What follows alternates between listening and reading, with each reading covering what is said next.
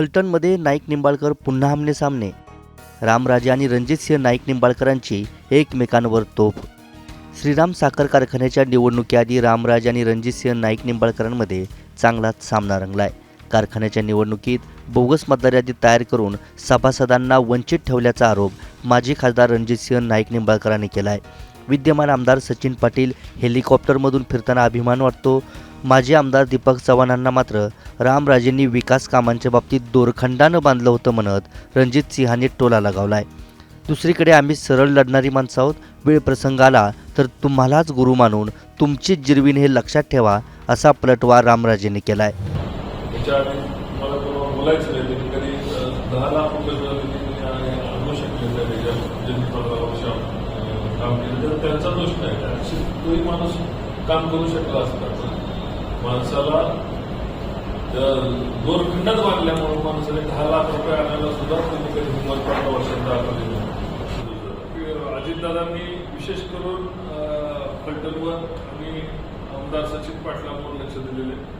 सातत्याने आता मला विमानात आणि हेलिकॉप्टरमध्ये सुद्धा सचिन पाटील त्या ठिकाणी आणि मला अभिमान आहे फलटणचे आमदार हे मुख्यमंत्र्यांच्या बरोबर सातत्याने त्याचा फायदा फलटण तालुक्यासाठी निश्चितपणे दिसणार आहे. आम्ही काय केले? आम्ही कुठं नाही म्हणले.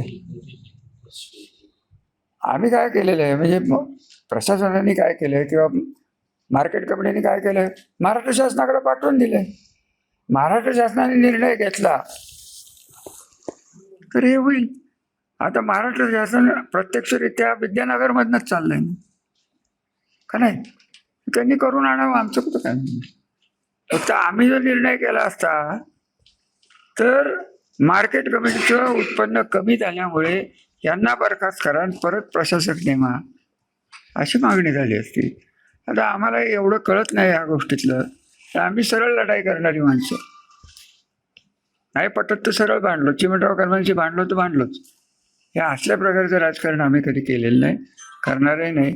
वेळ प्रसंग आलं तर तुम्हालाच गुरु मानून तुमचीच जिरवीन, एवढं लक्षात ठेवा. नाईक निंबाळकर आमने सामने येण्याची ही पहिलीच वेळ नाही. रामराजेंच्या परिवारानं लोकसभेला महायुतीत असूनही रणजितसिंह नाईक निंबाळकरांविरोधात काम केलं होतं. आता फलटणमधील श्रीराम साखर कारखान्याच्या निवडणुकीवरून पुन्हा सामना होतोय. होम ग्राउंडवरील कारखान्याची लढाई दोन्हीकडून प्रतिष्ठेची केली गेली आहे. त्यामुळे नाईक निंबाळकर पुन्हा एकदा एकमेकांवर तुटून पडण्याची शक्यता आहे. ब्युरो रिपोर्ट, मुंबई तक.